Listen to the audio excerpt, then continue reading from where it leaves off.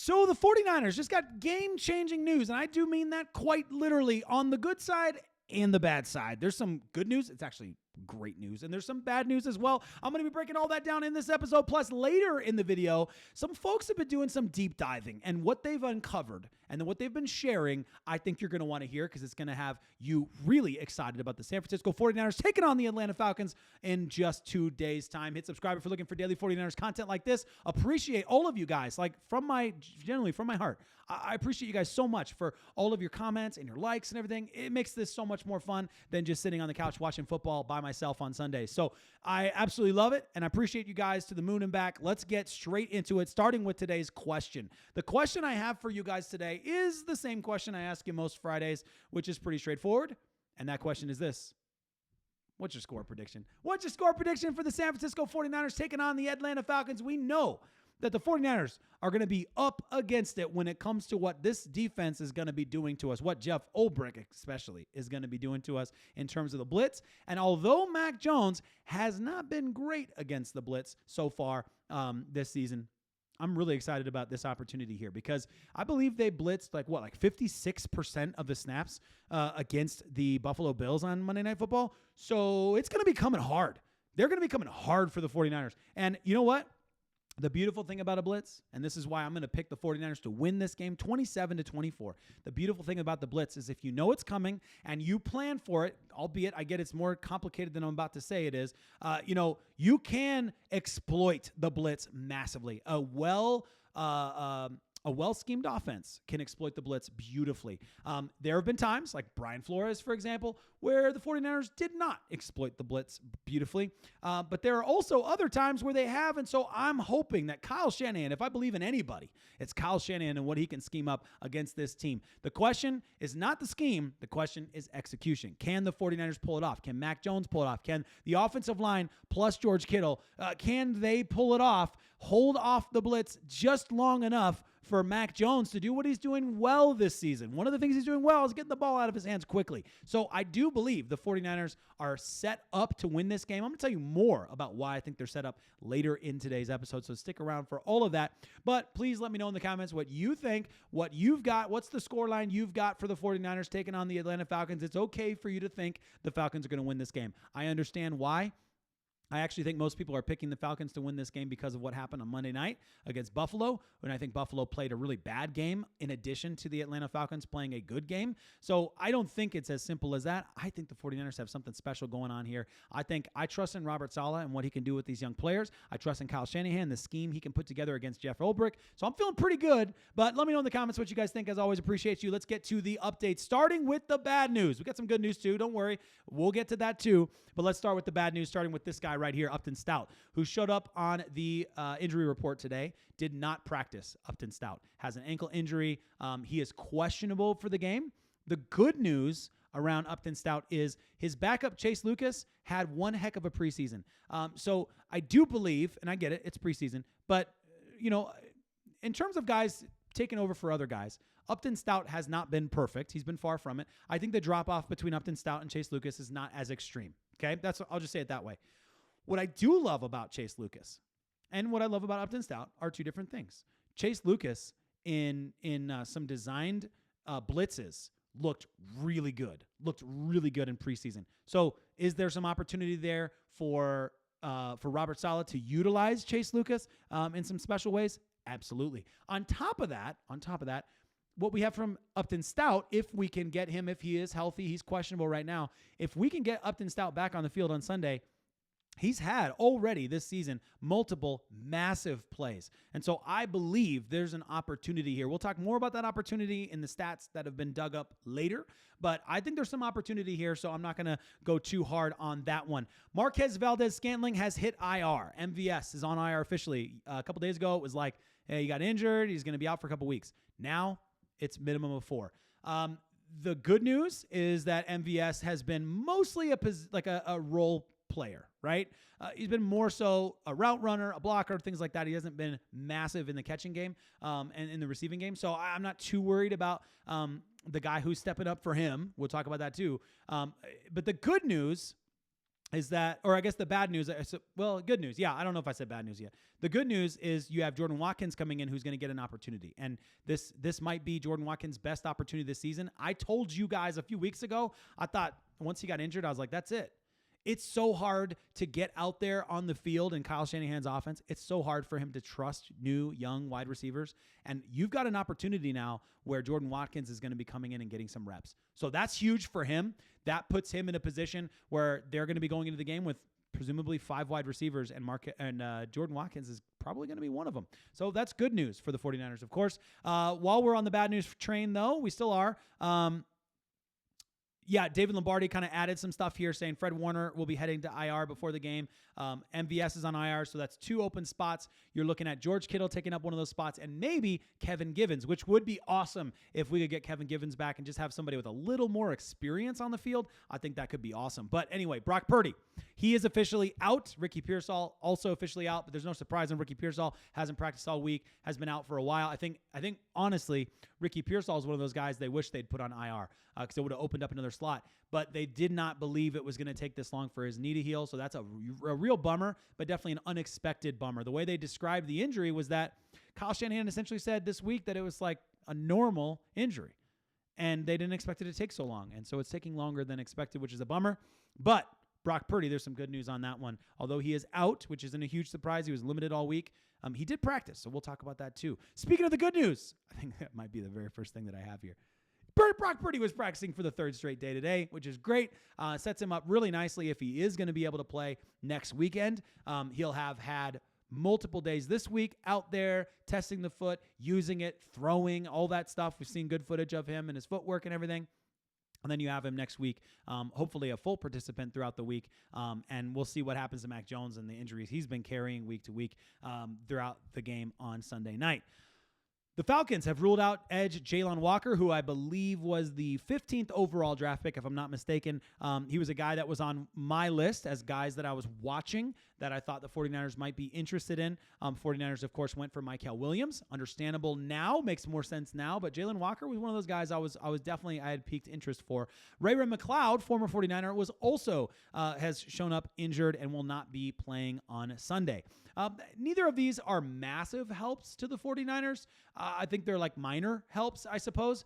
Ray-Ray McCloud, by the way, like you know him, obviously, if you have been a 49ers fan for longer than like a year. Ray-Ray McCloud, I feel like, you let me know if you feel differently. I feel like his time as a 49er was less important than his time as a Falcon. He immediately went from the 49ers. He felt snubbed by the 49ers, goes to the Falcons, and I think the very first game has like a big fumble recovery or something like that. Like he had a big game really early on. So I think, was it a fumble recovery in special teams? Whatever it was, I don't know. The point is, I think from the vibe I get is that Atlanta Falcons fans are more optimistic and like Ray-Ray McCloud and what he brings to the team than what 49ers fans felt about him at the time. For us, he was more of a role player, punt returner kind of thing. I didn't really feel like he was like a massive. He had a couple of good games. I'm not trying to say he was bad, but I didn't feel like he was a massive addition to our team. Whereas I feel like to the Falcons, he's been much more influential. So, you know, I guess we'll take that as good news that they don't have one of their targets that they like. And then Nick Martin will make his NFL debut against the Falcons per Kyle Shanahan. That's great news as well.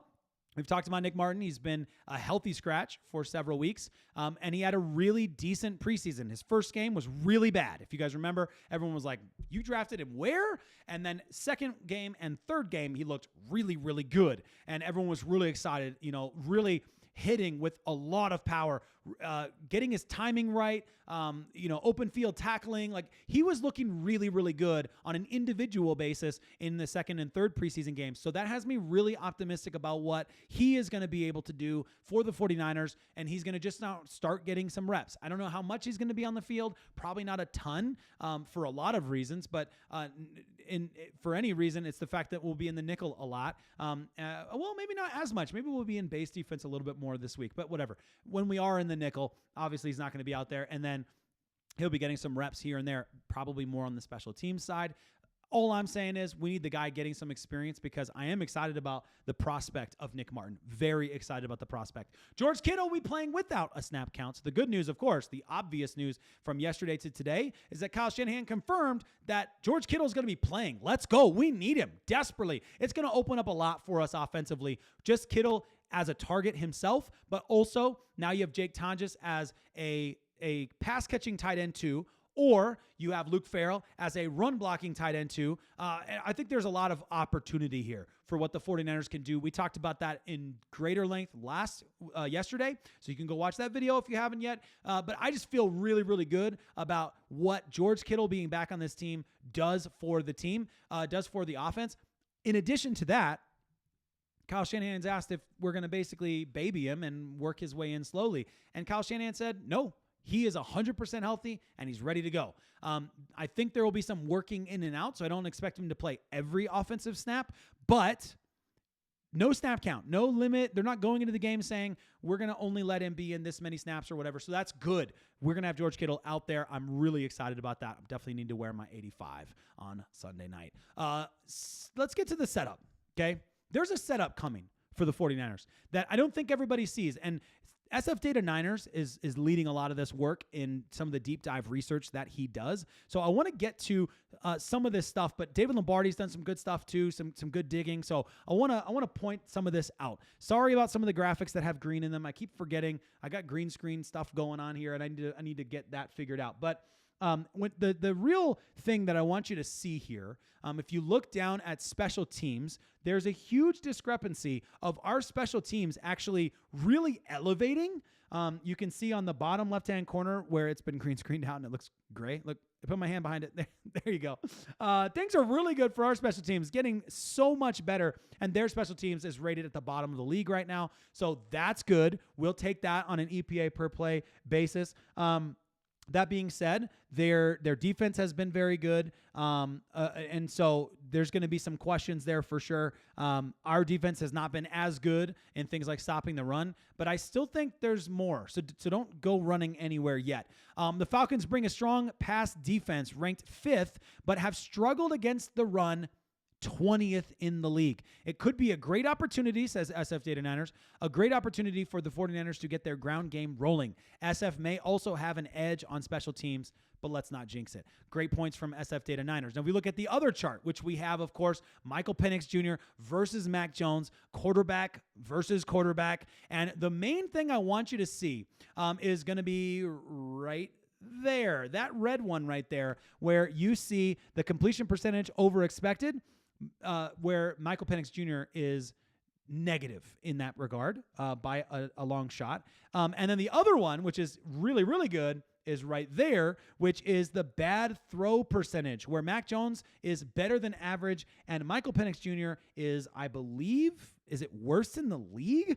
Hold on, I think I have notes on this from SF Data Niners. It's shaping up to be Mac Jones versus Michael Penix Jr. on Sunday. Here's how their career stats compare. Penix currently has the highest bad throw percentage in the league. That's great. This is a huge opportunity for the 49ers defense to finally get an interception in the game. Now, I will say that Upton Stout did have an interception that the referees took away from us, but whatever. We'll take it for what it is. I think that's really exciting. Really, really good news for the 49ers. That gives our defense something that maybe you got a guy like Chase Lucas, if it's not Upton Stout, maybe it's one of our linebackers, Tatum Bethune stepping in there, D. Winters stepping up there. Maybe it's one of our corners. Who knows? But I'm excited about it for sure, to say the least. Sunday is a prime opportunity, says David Lombardi, for the 49ers run game to finally click. Atlanta is the worst run defense that San Francisco has faced so far. That's kind of crazy when you think about it, right? Because so many of those games on paper looked like teams we could just run all over. Like, who was it? The New Orleans Saints. They were like one of the worst run defense teams in the league last year. And so I thought they would be a team we could run all over. No, they weren't. They were significantly better than expected. On top of that, says David Lombardi, the Falcons field a relatively light nickel-based D that should be vulnerable to big tight end production. Fittingly, George Kittle, the leverage driver, is back. That'll allow Jake Tonjes to slide into the receiving rooted tight end 2 role. The Falcons defense is number 5 overall in EPA, but the tape suggests there are exploitable vulnerabilities for a healing 49ers offense. Let's go. It doesn't stop there, though. David Lombardi also did a little bit of a tight end comparison, if you will, between Kyle Pitts, who is number 4 overall, and Jake Tonjes, who was a UDFA. And look at that. 25 catches versus 23 catches, 224 yards versus 219, 3 touchdowns versus 1. Hey, tight end comparisons are what they are. I'm not going to make a big mountain out of a molehill, but that's pretty cool. We are 2 days away from the San Francisco 49ers taking on the Atlanta Falcons, and I would love to know what your prediction is for the game, what you think is going to happen, how you think this is going to play out. And I look forward to seeing it. I'll look forward to talking in tomorrow's video, hopefully, about some of your fan questions or fan perspectives. We're going to be reacting to some of that, as well as other news that I'm sitting on that I'm waiting to talk about for tomorrow's video. We'll get to all of that. Appreciate you guys so much, and I hope you guys had a fantastic Friday already. I hope you end the night having a great Friday as well. Appreciate you. Have a good one.